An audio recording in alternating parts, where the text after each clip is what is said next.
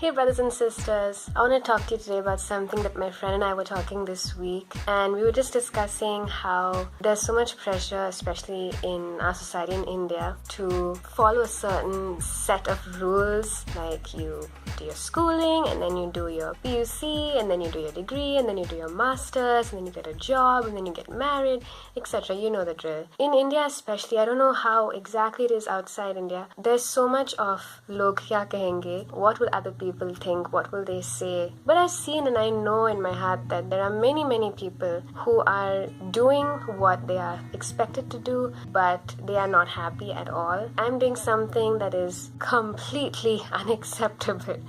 I did my studies, but then I'm not working in a company, in a job, in a 9-to-5 setup thing and getting a proper salary every month. And when I say that to people, it kind of blows their mind. It's like, what are you saying? I have a bunch of friends who are going through the same thing. They don't want to follow something just because people are expecting them to do it. They want to do what's right, that they know it's right in their heart. Anyway, so I was just talking to my friend about how even to know that what you're doing is right, to go about it without a proper salary or without the satisfaction of other people thinking highly of you, it is hard. And it's hard to be the only motivator for yourself. Some of my friends, their families expect them to do certain things, but they know that if they do that, it's just not going to work. But it's hard when you're the only person who knows that. Now, my family, I'm blessed that they all support me, but they also have to face a lot of questions from people, and I feel really bad about that they have to answer to people and say,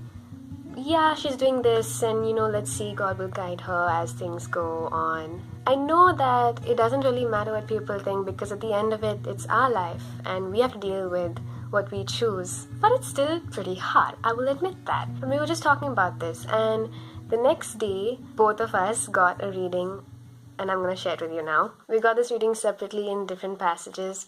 What I got was from Hebrews 13, verse 5-6, which says, "Do not love money.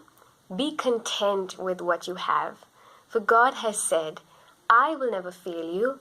I will never abandon you." So we can say with confidence, the Lord is my helper. So I shall not be afraid. What can mere people do to me? And I shared this with my friend, and she said, whoa, I got a similar thing in another passage. And it was such a burden off our backs, not because it's just something that flippantly tells us, don't worry, things are okay. But it's a promise from God, and God's promises never lie. They are never based on just making us happy. They are truth. It was not just a promise, but it was also a command not to be afraid and not to love money, not to think of what people are going to say, what people are going to do, because they have absolutely no power against the power that God has. And when we are submitting ourselves to God and doing work that we know that He'd be happy we are doing, and we are happy to do it, then absolutely nothing should come in the way of that joy. The important thing, if you are a believer doing work that is not what society expects of you and not something that they highly regard, is to be grounded in why you're doing what you're doing and who it is you're doing it for. So when I memorize this passage and when I'm grounding myself in God's approval, what He thinks of me and why I'm actually doing it, it makes all the difference. But when we just do the work based on something we've heard from God a long time ago, we're just doing it, we're just going about it, we're just grinding ourselves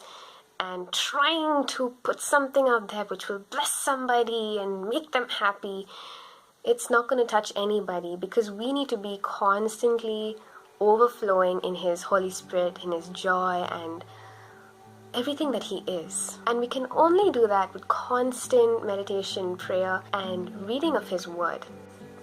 My sister's beeping at me. I'm still not used to doing this while people are watching me. I can, but it's a bit uncomfy. There's a lot of things that can be hard in the work you're doing. For me, it's kind of breaking every boundary of my personality. But when I think of God and when I think of how He said, I've given you a spirit of boldness and power and self-control, not of fear and not of timidity, it makes me just want to throw aside all my boundaries and just live my fullest for Him. So the main thing I want to share with you today is whatever work you're doing, if you're feeling like it's not your dream job, and especially if you're doing it for God, but you're kind of discouraged, I want you to know that God is your boss, not anyone else. He's in charge of all these other people who mean so much to you. Yes, they do.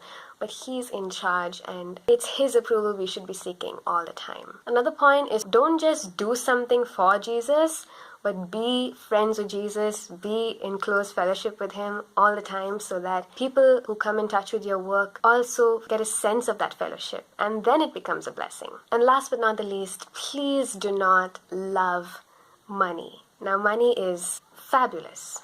It's a fabulous means, a fabulous mode of getting stuff. We live off it, but it is just a means. If we love money, we are never, ever, ever going to be content with anything that we have, even if we are a billionaire. So put your love in the right place. I hope that was helpful for you. Please check out my other Serious Sunday videos. I'm Vihan Damaris on Serious Sundays, signing off, and see you tomorrow on Miraculous Mondays.